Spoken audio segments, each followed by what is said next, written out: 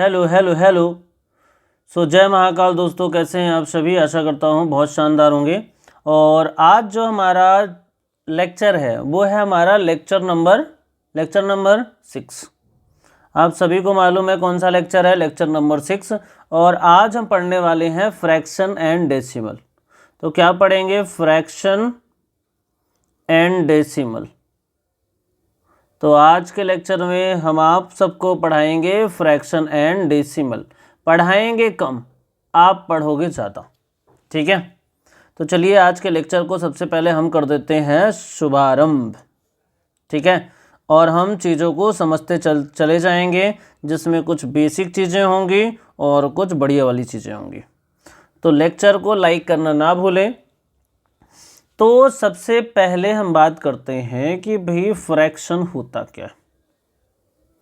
आपने बचपन से पढ़ रखा है फ्रैक्शन, हिंदी में इसे बोलते हैं हम भिन्न। तो जो ये फ्रैक्शन है या इसे बोलते हैं हम भिन्न, ये भिन्न होता क्या है, ठीक है। तो भिन्न आप समझो कि ऐसे आप समझो कि मेरे पास ऐसे एक पूरा का पूरा सर्कल है। अब इस सर्कल का मैंने हाफ कर दिया और ऊपर क्या कर दिया, फिल कर दिया मैंने किसी कलर से। ऊपर क्या कर दिया, फिल कर दिया। समझो मैंने ऐसे किसी एक कलर से क्या कर दिया, इसमें फिलिंग कर दी।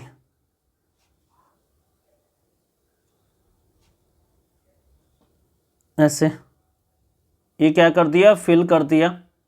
तो यहाँ पे अगर हम देखें तो ये क्या भिन्न बनेगा, ये जो भिन्न बनेगा वो क्या बनेगा, 1/2। यानी कि पूरा का पूरा सर्कल है, उसमें दो भाग हैं, दो भाग में एक भाग क्या है, फिल्ड है। यानी शेडेड पोर्शन का जो रेशियो आ जाएगा वो क्या आ जाएगा, 1:2। अगर यहीं पे हम ऐसे एक सर्कल बनाते हैं और यहाँ पे हम इसको जस्ट सपोज ऐसे 4 पार्ट कर दिया, ठीक है। अब 4 पार्ट में अगर मैंने 3 पार्ट इसके फिल कर दिए, कितने पार्ट फिल कर दिए, 3 पार्ट। जैसे ये वाला पार्ट यहाँ पे फिल कर दिया, ये वाला पार्ट यहाँ पे फिल कर दिया, ये वाला पार्ट ये फिल कर दिया। तो यहाँ से जो निकल के आता है शेडेड पोर्शन वो कितना आता है, 3/4। तो ऐसे हम भिन्न को समझ सकते हैं। समझ में आ रही बात। अब यहाँ पे जब हम कोई भी भिन्न लिखते हैं, जैसे मैंने लिख दिया 3/4 जो आया, यानी कि टोटल क्वांटिटी कितनी है, 4 है और 3 क्वांटिटी यूज़ कर ली गई है, तो 3/4 हो गया। अलग अलग प्रश्नों में अलग अलग तरीके से हम इसको यूज़ करते हैं। तो यहाँ पे जो 3 है इसे बोलते हैं हम अंश। ये बेसिक बात है, आपको आती होगी। यानी इस लाइन के ऊपर जो लिखा है उसे बोलते हैं हम अंश, और इस नीचे के लाइन में जो लिखा हुआ है इसको हम बोलते हैं हर। अंश की बात करें तो अंश को हम बोलते हैं न्यूमरेटर, और जो हर होता है इसे हम बोलते हैं डिनोमिनेटर।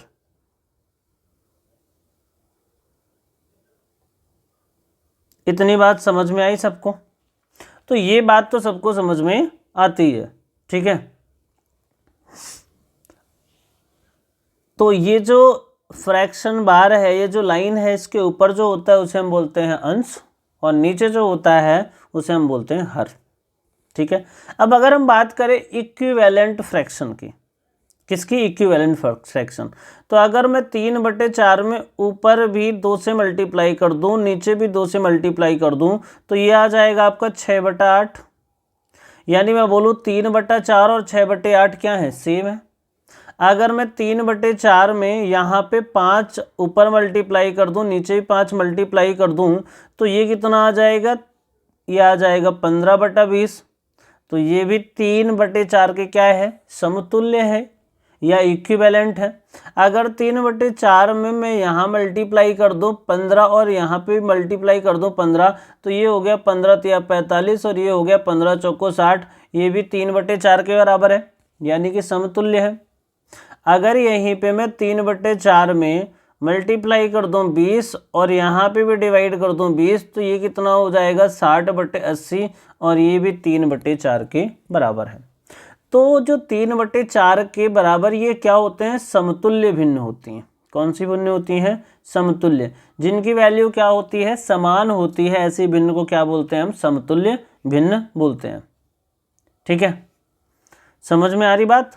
जैसे अगर मैं लिखूं 1/2, 2/4, 4/8 और अगर लिखूं मैं 16/32, तो ये सारे क्या हैं, समतुल्य भिन्न है। इसे क्या बोलते हैं हम, समतुल्य भिन्न, यानी इक्विवेलेंट फ्रैक्शन, समतुल्य भिन्न। समझ में आ रही बात। यानी कि अगर मैं कट कर दूंगा इन सबको तो ये 1/2 ही देंगे सब।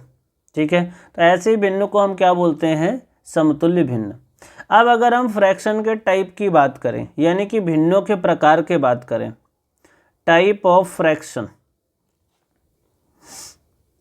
तो टाइप ऑफ फ्रैक्शन में पहला जो टाइप होता है वो आप सभी को मालूम है, पहला टाइप होता है प्रॉपर फ्रैक्शन। क्या बोलते हैं हम, प्रॉपर फ्रैक्शन, या इसी को हम बोलते हैं उचित भिन्न। कौन सी भिन्न, उचित भिन्न। कौन सी भिन्न भाई, उचित भिन्न। लगातार आप लोग इसको देखते रहेंगे। तो उचित भिन्न में होता क्या है ऐसा, तो अगर मैं यहाँ पे 3/4 लिखता हूँ तो यही क्या है, एक उचित भिन्न है। और उचित भिन्न की जो वैल्यू होती है वो 1 से क्या होती है, कम होती है। तो उचित भिन्न की वैल्यू क्या होती है, 1 से कम होती है। अब इसका कहने का मतलब ये है कि जो हमारा अंश होता है वो हर से क्या होता है, छोटा होता है। यानी कि हर जो है अंश से क्या होगा, बड़ा होगा। इतनी बात आपको समझ में आ गई। नॉर्मल सी बात है, बहुत अर्ली क्लासेस में पढ़ाया जाता है, फिर भी हमें बेसिक से लेके एडवांस तक चलना है तो इन छोटी छोटी चीज़ों को भी समझना बहुत ज़रूरी हो जाता है। उसके बाद आता है मिक्स फ्रैक्शन। मिक्स्ड फ्रैक्शन, कौन सा फ्रैक्शन, मिक्स्ड फ्रैक्शन। अब ये मिक्स्ड फ्रैक्शन को हम क्या बोलते हैं, इसको बोलते हैं मिश्र भिन्न। क्या बोलते हैं हम, मिश्र भिन्न। अब ये मिश्र भिन्न क्या होता है, जैसे मैंने लिखा 2 सही 3/5, तो यानी कि ये क्या है कि मिश्र भिन्न है। अब इसमें 2 तो पूरा का पूरा कंप्लीट है, इसको हम और क्या लिख सकते हैं, 2 + 3/5, यानी कि 2 तो कंप्लीट है और 2 के साथ क्या है, 3/5 भी है। तो इसे हम क्या बोल देते हैं, मिश्र भिन्न। अगर इस भिन्न को हमें मिश्र से इम्प्रॉपर में कन्वर्ट करना है तो हम करते क्या है इसको, तो 5 से 2 को क्या कर दिया, देखो 5 से 2 को मल्टीप्लाई किया तो 10 आ गया और ये 13, तो यहाँ पे ये 13/5। हम यहाँ पे अगर इसका एलसीएम लेंगे तो 5 आ जाएगा, तो 5 दूनी 10 और 10 1 3 13 हो जाएगा। तो यहाँ से भी क्या आता है, 13/5। तो ये चीज़ें आपको समझनी पड़ेगी। इसके बाद हम आते हैं इम्प्रॉपर फ्रैक्शन की, यानी अनुचित भिन्न। कौन सी भिन्न भाई, तो अनुचित भिन्न, improper fraction. Improper fraction, improper fraction का मतलब होता है भैया अनुचित भिन्न। तो जितने लोग हैं वो सारे लोग कक्षा को एक बार शेयर कर देंगे, इस क्लास को शेयर कर देंगे और क्या करेंगे, इस वीडियो को लाइक कर देंगे। तो इम्प्रॉपर फ्रैक्शन में जैसे मैंने लिख दिया 5/3, तो ये एक इम्प्रॉपर फ्रैक्शन है। इसकी जो वैल्यू होती है वो 1 से ज़्यादा होती है। 1 से क्या होती है, ज़्यादा होती है। और 1 से ज़्यादा तभी होगी जब इसका अंश क्या होगा, हर से क्या होगा, बड़ा होगा। यानी ऐसी कोई भिन्न आपको दिख जाए जिसका अंश बड़ा है और हर छोटा है, वो कैसी होती है, अनुचित भिन्न होती है या इम्प्रॉपर फ्रैक्शन होती है। इतनी चीज़ें आपको मालूम चल गई। अब हम आगे बढ़ते हैं और देखते हैं कि और कौन कौन सी चीज़ें हो सकती है। तो एक आता है लाइक फ्रैक्शन। कौन सा फ्रैक्शन, लाइक फ्रैक्शन। अब ये लाइक फ्रैक्शन का मतलब होता है समान भिन्न। कैसी भिन्न भी, समान भिन्न। भिन्न कैसी रहेगी, समान होगी। अब ये समान कहने का मतलब क्या है, तो जैसे मैं लिखूँ यहाँ पे 1/3, 2/3, उसके बाद 5/3, 7/3, 9/3, 15/3, तो ये ऐसी भिन्न है जिनका हर समान है। क्या है, क्या है, हर क्या है, समान है। तो अगर भिन्नों के हर क्या है, समान है, तो वो क्या होता है, लाइक फ्रैक्शन। यानी कि अनलाइक फ्रैक्शन क्या हो जाएगा, जिसके हर असमान होंगे। तो unlike fraction, unlike fraction, unlike fraction का मतलब होता है असमान भिन्न। कौन सी भिन्न? असमान भिन्न। भिन्न कैसी है? असमान है, समानता नहीं है इनमें। तो असमान भिन्न मतलब जैसे 2/5 लिख दूं मैं, 1/3 लिख दूं, 5/7 लिख दूं, उसके बाद 9/13 लिख दूं। तो यहाँ पे आप देखो सारी भिन्नों के हर क्या हैं? अलग अलग हैं। यहाँ पे 5 है, यहाँ पे 3 है, यहाँ पे 7 है, यहाँ पे 13 है। तो सारी की सारी भिन्न की क्या है? हर असमान है। और अगर हर असमान हो यानी बराबर हो, तो जो भिन्न आपको मिलेगी या भिन्नों का ग्रुप मिलेगा वो कैसा होगा? अनलाइक फ्रैक्शन होगा, यानी असमान भिन्न होगी। अब देखो समान भिन्न और असमान भिन्न दोनों को जोड़ने का तरीका हम समझते हैं या घटाने का तरीका। तो अगर समान भिन्न है, जैसे 2/5 लिखा है और 3/5 लिखा है, तो 2/5 और 3/5 क्या है? समान भिन्न है। तो यानी कि इसमें हम एलसीएम 5 ले लेते हैं, और 3 और 2 क्या हो गया? 5 हो गया। तो 5 5 कट के आपका 1 आ गया। लेकिन यही अगर असमान भिन्न होती, जैसे 2/5 हो गया और प्लस क्या हो गया? 5/3, तो ये डिनोमिनेटर क्या हो गए? अलग अलग हो गए। तो हम यहाँ पे एलसीएम कितना लेंगे? 15। एलसीएम कितना हो गया? 15। और यहाँ पे 15 में डिवाइड किया 5 को तो 3 आ गया, और 3 को 2 से मल्टीप्लाई करा तो 6 आ गया। यहाँ पे 3 से डिवाइड किया 15 को तो 5 आ गया, और 5 को 5 से मल्टीप्लाई किया तो 25 आ गया। तो ये कितना हो गया? 25 और 6 कितना होता है? 31/15। तो हम ऐसे क्या कर सकते हैं? प्लस कर सकते हैं, और इसी तरीके से क्या कर सकते हैं? माइनस कर सकते हैं। इसमें आपका ज़्यादा टाइम नहीं लूँगा, क्योंकि मुझे मालूम है ये सारी चीज़ें आपको आती है।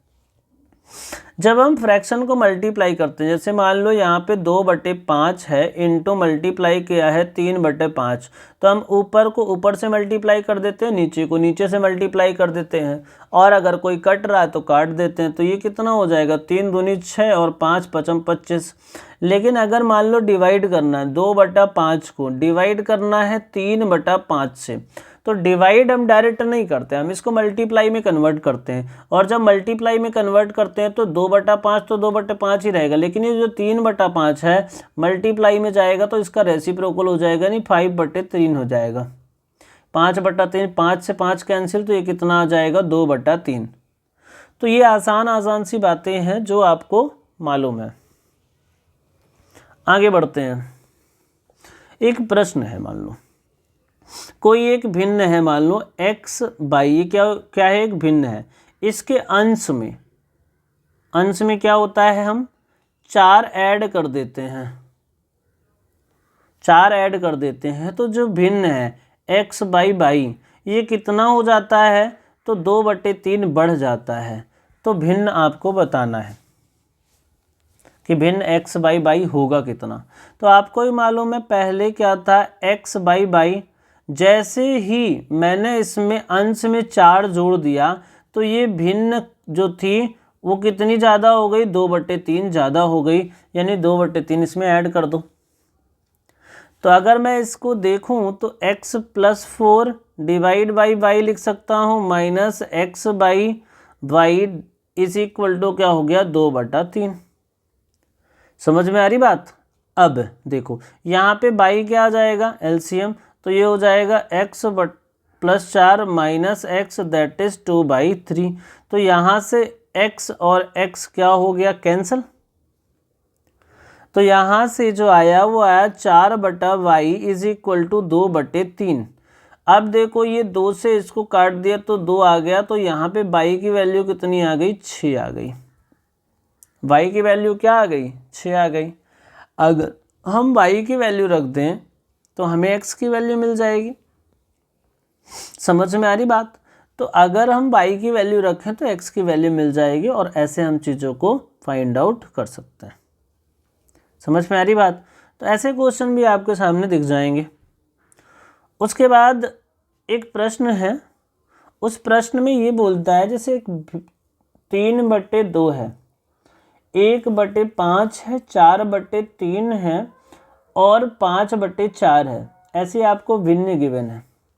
इसमें बोल रहा है कि सबसे छोटी और सबसे बड़ी भिन्न के बीच का अंतर आपको बताना है, यानी कि बड़ी माइनस छोटी भिन्न के बीच में अंतर आपको बताना है कितना होगा। तो जब ऐसे क्वेश्चन आए तो आपको क्या करना है, सिंपली करना क्या है,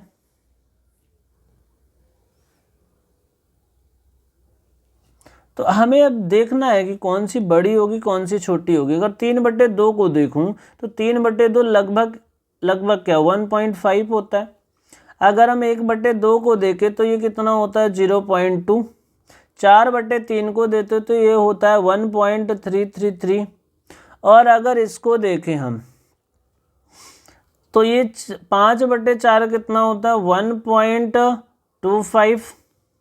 तो यहाँ पे सबसे बड़ा जो नंबर है वो 3/2 है और जो सबसे छोटा नंबर है वो 1/5 है। अब हमें 3/2 में 1/5 क्या कर देना है माइनस, तो एलसीएम आ गया आपका 10, 5 3 15 माइनस कितना हो गया 2, तो यहाँ से आ गया 13/10। तो यही क्या हो जाएगा यहाँ पे आंसर। समझ में आ रही बात। तो अगर नंबर ऐसे छोटे हैं तो हम क्या कर सकते हैं, डिवाइड कर देते हैं, लेकिन नंबर बड़े हो जाएंगे तो क्या करना है, तो आगे हम आपको डिस्कस करेंगे करना क्या है। ठीक है, इसके बहुत सारे तरीके हो सकते हैं इसको सॉल्व करने के। ठीक है, बढ़ते हैं अगले प्रश्न की तरफ। अब हम बात करते हैं कि रेसिप्रोकल ऑफ फ्रैक्शन, यानी रेसिप्रोकल ऑफ फ्रैक्शन। फ्रैक्शन का रेसिप्रोकल यानी व्युत्पन्न क्या होता है। तो व्युत्पन्न की अगर बात करें तो जो a/b है इसका जो रेसिप्रोकल होगा, व्युत्पन्न होगा, वो क्या हो जाएगा, इसको उल्टा कर दो b/a। समझ में आ रही बात। यानी कि a/b का जो रेसिप्रोकल होता है वो बेसिकली क्या होता है, इनवर्स होता है, व्युत्क्रम होता है। यानी कि a/b का ही क्या कर सकते हैं हम -1। समझ में आ रही बात। प्रश्न ये है कि अब आपको बताना है रेसिप्रोकल ऑफ -1/4 की पावर -1, इसका रेसिप्रोकल बताना है। तो पहले तो हम इसको देख लेते हैं, जो नंबर लिखा है इसका मतलब क्या होता है। तो जो ये लिखा है इसका मतलब ये है कि अगर इनवर्स करें तो -4/1 हो जाएगा। समझ में आ रही बात। और अगर इसका मैं रेसिप्रोकल करूं तो ये हो जाएगा -1/4। तो ये आंसर कितना आ जाएगा -1/4। बहुत सारे बच्चे -4/1 कर देंगे इसमें, और जो कि क्या हो जाएगा, गलत हो जाएगा। समझ में आ रही बात। अगले प्रश्न की तरफ देखते हैं। अब उसके बाद प्रश्नों को तो हम एक सेपरेट वीडियो में देख लेंगे। अब हम बात करते हैं डेसिमल की। डेसिमल का मतलब क्या होता है, किसका, डेसिमल। तो डेसिमल का मतलब क्या होता है, तो जब फ्रैक्शन में डिवाइड में 1 मतलब डेसिमल, जैसे 100 आ गया, 10 आ गया, 1000 आ गया, ऐसी चीज़ें आ जाती तो हम उसे बोलते हैं डेसिमल। जैसे 1/10 इसका मतलब हो जाएगा 0.1। जैसे 1/100 है इसका मतलब हो जाएगा 0.01 हो जाएगा। समझ में आ रही बात। उसके बाद अगर मैं बोलूँ, देखो अब अगर मैं बोलूँ आपसे कि एक काम करो, ये बताओ इसका मतलब क्या होगा, तो आप कहोगे करना क्या है सर, एक काम कर दो 0 पॉइंट करो और फिर क्या करो 0 0 फिर 0 करो फिर 1 लिख दो। यानी यहाँ पे देखो, यहाँ पे देखो एक डिजिट मतलब 0 वाला है ना, जितने 0 हैं उतने ही पॉइंट के बाद 1 आएगा। जैसे 2 0 हैं तो पॉइंट के बाद 0 1 लिखा। यहाँ पे 4 0 हैं तो यहाँ पे पॉइंट के बाद 4 डिजिट आएंगे। देखो यहाँ पे आपका कितना है, 1 0 है तो पॉइंट के बाद 1 डिजिट आएगा। यहाँ पे 2 0 है तो पॉइंट के बाद क्या आएगा, 2 डिजिट। यहाँ पे 4 0 है तो पॉइंट के बाद 4 डिजिट आएंगे और आखिरी में 1 आ जाएगा। जैसे आपसे पूछे 1 डिवाइड बाई 0 0 2 3 4 5 6 ऐसे कर दिया। यहाँ पे क्या करना है आपको, तो यहाँ पे आप बोलोगे काम करो 0 लिखो, फिर नंबर काउंट को 1 2 3 4 5 6 जीरो हैं, तो यानी कि 5 0 लिख दो और बाद में एक 1 लिख दो। ये हो गया इसका आंसर। तो समझ में आ रही बात, आ ही रही होगी। अब आगे पढ़ते हैं, एक क्वेश्चन करते हैं, सिंपल सा क्वेश्चन है, उस क्वेश्चन को आप ट्राई करें। 5:1/6 है, प्लस करना है 3:1/4, माइनस करना है 7:1/2, प्लस करना है 4:2/3। कैसे सॉल्व करेंगे हम इसको, तो इसको सॉल्व करने का बहुत ही सरल तरीका है। देखो सॉल्व करने का तरीका ये है कि नंबर को अलग ऐड कर लो और बाकी चीज़ों को अलग से ऐड कर लो, क्योंकि आपको मालूम है कि 5 सही 1/6 का मतलब होता है 5 + 1/6, यानी कि 5 लिखो प्लस 3 लिखो माइनस 7 लिखो प्लस 4 लिखो। इसको तो एक साइड में कर लो, फिर प्लस करो 1/6 लिखो प्लस 1/4 लिखो माइनस 1/2 लिखो प्लस 2/3 लिखो। तो ये तो हो गया 5 3 8, और 8 में 7 घट गया तो 1 आ गया, और 4 में 1 जुड़ गया तो 5 आ गया। प्लस कर दो, इन सब का एलसीएम ले लो। तो 6 है 4 है 2 है और 3 है। तो अगर मैं बात करूँ 6 दूनी 12, तो 12 ही सब का क्या हो जाएगा एलसीएम। अब 6 से तो ये 2 बार प्लस कर लो, समझ में आ रही बात। 4 से 3 बार में, फिर बीच में माइनस है, 2 से 6 बार में और 3 से 4 बार में, लेकिन ऊपर 2 है तो 4 दूनी क्या हो जाएगा 8। अब देखो ये 5 हो गया, प्लस कर लो, 2 और 3 जोड़ा तो 5 हो गया, समझ में आ रही बात। और 5 माइनस 6 कितना हो गया आपका, तो -1 हो गया, और यहाँ पे प्लस 8 है तो 8 में 1 घटाया तो 7 हो गया। तो ये हो गया 7/12। इसको लिख क्या सकते हैं 5:7/12। यही क्या हो जाएगा, इसका आंसर हो जाएगा। आसान सा प्रश्न है, मुझे मालूम है आपको आता है। बढ़ते हैं अगले। इसके बाद अगर ऐसे क्वेश्चन आते हैं कि देखो भिन्नों को अवरोही क्रम में लिखो, आरोही क्रम में लिखो, तो कैसे करना है देखो। तो मान लो आपके पास एक क्वेश्चन है बहुत असाधारण सा, 15/16, उसके बाद है 19/20, उसके बाद है 24/25 और उसके बाद है 34/35। ऐसा प्रश्न है आपके पास। अब इसमें करना क्या है, ये बोल रहा है असेंडिंग ऑर्डर में लिखो, यानी कि बढ़ते क्रम में लिखो। कैसा क्रम, बढ़ते क्रम में लिखना है। अब जब ऐसे क्वेश्चन आपके सामने आ जाए कि जिसमें बढ़ते क्रम में लिखना है, तो इनके बीच का आप अंतर देखो। तो यहाँ पे अंतर कितना है 1 है, यहाँ पे भी अंतर कितना है 1 है, यहाँ पे भी अंतर कितना है 1 है, यहाँ पे भी 1 है। तो इस कंडीशन में जब अंतर सेम हो सब में, तो जो बड़े अंश वाली भिन्न है वही बड़ी होती है और छोटे अंश वाले जो भिन्न है वो छोटी होती है। यानी कि 15/16 से बड़ा होगा 19/20, से बड़ा होगा 24/25, उससे बड़ा होगा 34/35। तो ये हो गया हमारा बढ़ते क्रम। समझ में आ रही बात। इसके बाद एक और क्वेश्चन देखते हैं। मान लो यहाँ पे अगर कॉमन शेष नहीं है, जैसे मान लो एक प्रश्न ऐसा है आपके सामने कि 2/3 है, उसके बाद है 3/5 और उसके बाद है 8/11 और उसके बाद है 11/17, और इसको भी बोल रहा है काम करो भैया बढ़ते क्रम में लिखो। समझ में आ रही बात। अब क्या करेंगे, तो इनके बीच का यहाँ पे तो गैप क्या है 1 है, यहाँ पे गैप क्या है 2 है, यहाँ पे क्या है 3 है और यहाँ पे क्या है 6 है। जब गैप ऐसा हो तो हमें करना क्या है, तो हमें करना ये है कि 1 2 3 और 6 का एलसीएम ले लो। तो सबसे पहले क्या ले लो, एलसीएम ले लो इनके गैप का। तो 1 2 3 और 6 का एलसीएम ले लिया तो सबको मालूम है कितना आ जाएगा 6। करना क्या है, 2/1 लिख दो, जो ये गैप है उसी को लिख दो, और यहाँ पे क्या लिख दो 3/2 लिख दो, यहाँ पे 8 बटा क्या लिख लो 3 लिख लो, और यहाँ पे लिख लो 11/6 लिख लो।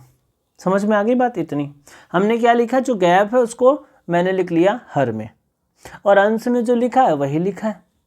अब हमें करना क्या, इसके एलसीएम से क्या कर देना है, मल्टीप्लाई कर देना है। तो यहाँ से 6 से मल्टीप्लाई किया, यहाँ 6 से किया, यहाँ 6 से किया और यहाँ 6 से किया। तो ये 6 और 6 कट गया, 11 आ गया। ये 3 से 3 दूनी 6 कट गया और 8 दूनी 16 आ गया। ये 2 से 2 तिहाई 6 हो गया और ये 9 आ गया। और यहाँ से कुछ कटा ही नहीं, तो 6 दूनी क्या हो गया, 12। अब आप देख रहे हो कि सबसे छोटा क्या है, 9 अंक है। और 9 अंक आया कहाँ से है, तो 3/5 से आया है। तो 3/5 लिखना पड़ेगा। उससे बड़ा क्या है, फिर 9 के बाद क्या है, 11 है। तो 11 किससे आया है, 11/17 से आया है। तो 11/17 लिख दो। उसके बाद क्या है, 11 के बाद क्या है, 12 है। 12 किससे आया, 2/3 से। तो 2/3 लिख दो। उसके बाद क्या है, 16 है। 16 किससे आया है, 8/11 से। तो यही क्या हो जाएगा इनका कौन सा क्रम, बढ़ता हुआ क्रम। समझ में आ रही बात। अगले प्रश्न की तरफ चलते हैं। और अगला प्रश्न आप समझें। मान लो आपके पास प्रश्न ऐसे आ गया, जैसे देखो 2/7 हो गया, 1/3 हो गया, 5/6 हो गया और 3/4 हो गया। समझ में आ रही भाई। तो हम तो एक तरीका ये कर सकते हैं जैसा आपको अभी मैंने बताया। दूसरा, अगर मैं डिनोमिनेटर का एलसीएम लेके भी मल्टीप्लाई कर दूं तो वो भी एक तरीका हो सकता है। ठीक है। बाकी मैं इसको डिवाइड करके भी अप्रॉक्सीमेशन के थ्रू भी निकाल सकता हूं। जैसे 2/7 है, ये कितने के इक्वल होगा, 0.2 और फिर 8 हो जाएगा। अगर 1/3 को देखूं तो 0.33 है। अगर मैं 5/6 को देखूं तो 5/6 कितना है, 0.6848 और 6×3 0.83। और इसको देखूं तो 0. क्या हो जाएगा, 75।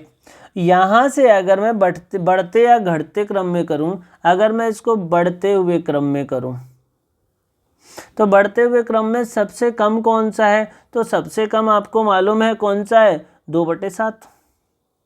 यही तो सबसे कम है। फिर उससे ज़्यादा क्या है, 1/3। फिर उसके बाद क्या है, 0.75 और उसके बाद क्या है, 5/6, यानी कि 2/7। फिर उसके बाद क्या है, 1/3।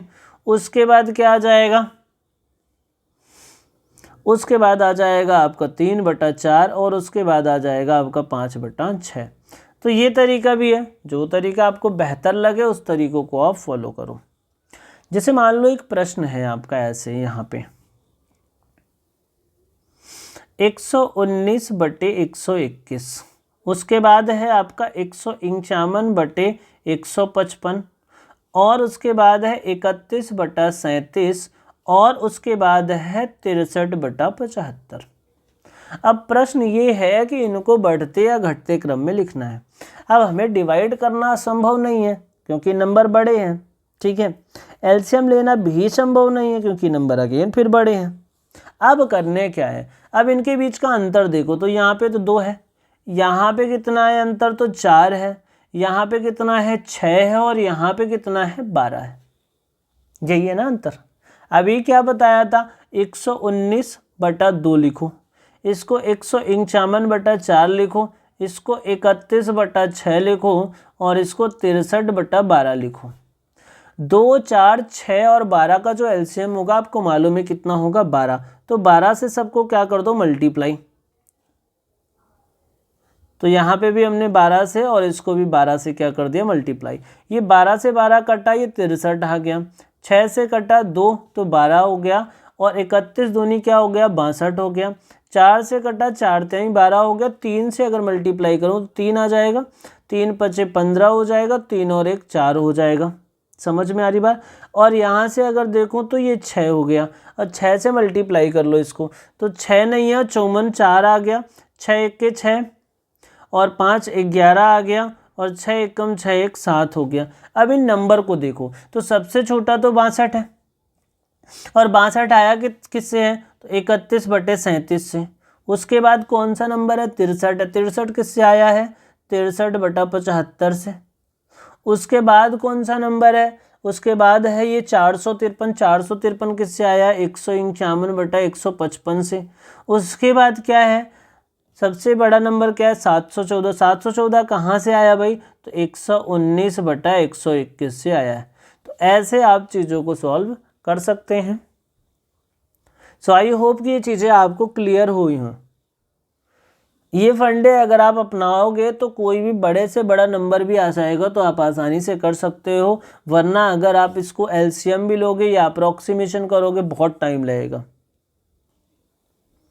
समझ में आ रही बात? एलसीएम कब लेना है, अप्रॉक्सीमेशन कब करना है, ये सारी चीज़ें आपको क्लियर होनी चाहिए। नंबर छोटे हैं अप्रॉक्सीमेशन कर लो, नंबर बड़े हैं ये जो बताया वो प्रोसेस फॉलो कर लो। ठीक है, तो समझ में आ गया बात?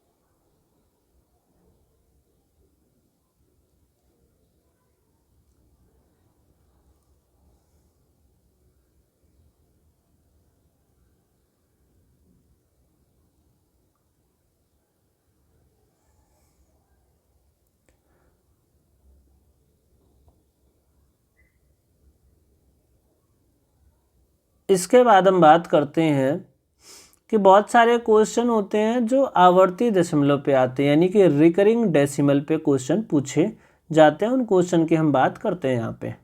तो जैसे रिकरिंग डेसिमल होता क्या है, सबसे पहले हम वही देखेंगे।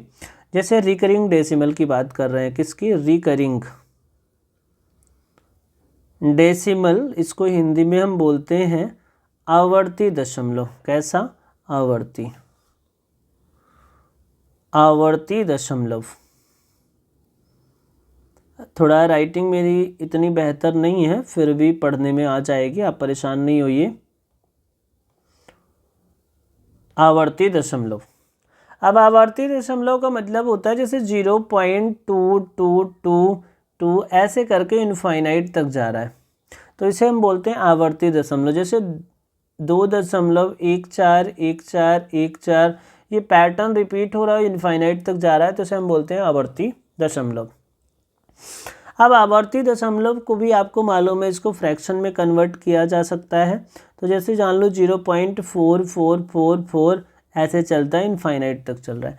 तो इसको तो हम लिखते हैं 0.2 के ऊपर बार, इसको हम लिखते हैं 0.214 के ऊपर बार। मतलब जितना पैटर्न रिपीट हो रहा है, यानी जितना पैटर्न रिकर हो रहा है उसी के ऊपर बार लगा देते हैं। ये क्या लिख सकते हैं, 0.4 के ऊपर बार।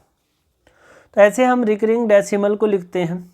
अब आपको मालूम है अगर 0.2 के ऊपर बार है तो इसको हम क्या लिखते हैं, इसको हम लिखते हैं, आपको मालूम है 2/2/9। समझ में आ रही बात? तो ये चीज़ें आपको भी मालूम है। अगर कोई दशमलव है, कोई क्या है, दशमलव है, जैसे 2.14 को हम क्या लिख सकते हैं, आप बताओ मेरे को कमेंट के करके ये ज़रूर बताएं। 2.14 को मैं क्या लिख सकता हूँ, इसको आप बताएंगे। इसके बाद 0.4 के ऊपर जो बार लगा इसको भी आप ज़रूर बताएं। अब हम इसके फंडे समझते हैं कि ये जो लिखे कैसे जाते हैं। तो सबसे पहले मैं 0.2 या 0.4 ले लेते हैं, उसके ऊपर बार लगा देते हैं। जैसे 0.4 का जो बार है इसका मतलब क्या होता है कि 4 क्या है, रिपीट हो रहा है, यानी कि अगर x की वैल्यू हम कंसीडर करें तो हम क्या लिख सकते हैं, 0.444 एंड इनफाइनाइट तक ऐसे चल रहा है। इसको अगर मैं 10 से मल्टीप्लाई कर दूं तो ये 10x हो जाएगा और ये 4.444 और ये ऐसे हो जाएगा, यानी कि 10x। इसको मैं क्या लिख सकता हूँ, 4 + 0.444 और ये इनफाइनाइट तक, और ये वाली जो वैल्यू है ये तो x है, यानी ये 10x = 4 + x, यानी कि इसको अगर मैं इधर लाऊं तो ये 9x = क्या हो जाएगा, 4। तो यहाँ से x की वैल्यू कितनी आ जाएगी, 4/9। तो ये इसका बेसिक फंडामेंटल होता है। ठीक है, तो ऐसे में अगर कोई नंबर है तो 0.3 को मैं क्या लिख सकता, 3 के ऊपर बार है तो इसको मैं क्या लिख सकता हूँ भी, तो इसको मैं लिख सकता हूँ 3/9 और इसको भी सॉल्व करेंगे तो ये कितना आ जाएगा 1/3। ठीक है। उसके बाद अगर दो नंबर के ऊपर बार लगा है, जैसे मान लो 0.23 है, इसके ऊपर बार लगा है तो आपको क्या करना है 23 डिवाइड बाई 99। जैसे आपका 0.123 इसके ऊपर बार लगा है तो आपको क्या करना है 123 डिवाइड बाई 999। जैसे मान लो आपके पास ऐसा कुछ नंबर है, ठीक है, जैसे ऐसा कुछ नंबर है आपके पास, जैसे 0.1234 है, 34 के ऊपर बार लगा है तो आपको करना क्या है, देखो इस कंडीशन में आपको क्या करना है पूरा का पूरा नंबर 1234 लिख लेना है, फिर बचे हुए नंबर को माइनस कर देना, 12 के ऊपर बार नहीं लगा है तो इसको माइनस कर देना। उसके बाद 4 9 हमें लिखना चाहिए तो 2 9 लिखेंगे और दो नंबर के ऊपर बार नहीं लगा है, मतलब जितने नंबर के ऊपर बार लगा उतने ही 0 लिख लो।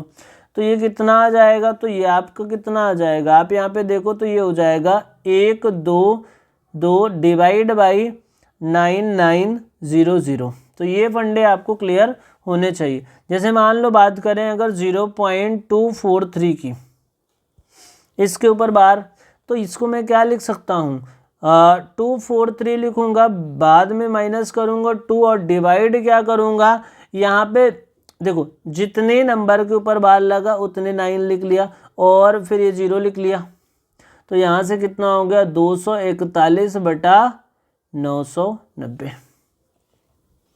समझ में आ रही बात। तो ये चीज़ें आपको क्लियर हो रही होंगी। आगे बढ़ते हैं और आगे हम कुछ चीज़ों को देखते हैं। तो अगर आपसे पूछ लिया कि भैया आप एक काम करो 0.6 के ऊपर बार प्लस 0.7 के ऊपर बार प्लस 0.8 के ऊपर बार, अगर ऐसा है तो इसका आंसर क्या आएगा, तो आपको 6 7 और 8 को जोड़ना नहीं है, आपको ही मालूम है 0.6 के ऊपर बार है, इसका मतलब है 6 लिखो और डिवाइड बाई 9 लिख दो। 0.7 के ऊपर बार है तो 7/9 लिख दो और 8 के ऊपर बार है तो 8/9 लिख दो। ठीक है, अभी कटिंग नहीं करनी कि 6 जिसको काट दो, बस एलसीएम आ गया सबका 9 और सबको ऐड कर दो आप, तो ये हो गया 7 दूनी 14 7 त्रिक 21। तो ये कितना हो गया, देखो ये 7 है ना, बीच में 6 के ऊपर है और 8 से कम है तो 7 त्रिक 21 कर लो। अब 21 किया तो ये 3 आ गया और ये कितना हो गया भैया जी,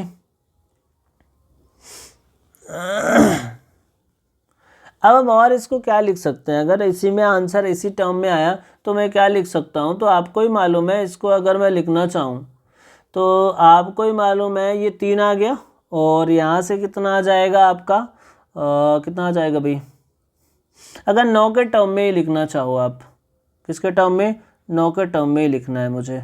ठीक है, तो 9 दूनी 18, 2 सही मैं क्या लिख सकता हूँ इसको, 9 दूनी 18 18 त्रिक 21 यानी 3/9 और ये मालूम है आपको 2 हो गया और 3/9 को क्या मतलब क्या होता है 3 के ऊपर बार, तो 0.3 के ऊपर बार। समझ में आ रही बात। तो डेसिमल के फॉर्म में इसको इंट्रोड्यूस कर दिया और यही इसका क्या हो गया, उत्तर हो गया। समझ में आ रही बात, बिल्कुल आ रही है। तो ऐसे हम चीज़ों को सॉल्व कर सकते हैं और आपको ये चीज़ें क्लियर हो गई होंगी।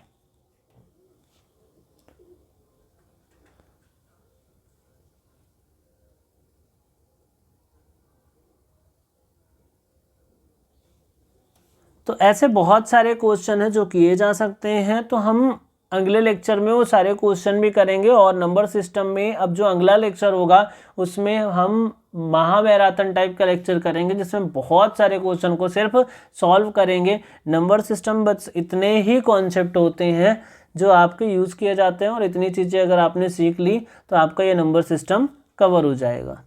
So thank you very much और अपनी परीक्षा की तैयारी में लगे रहें।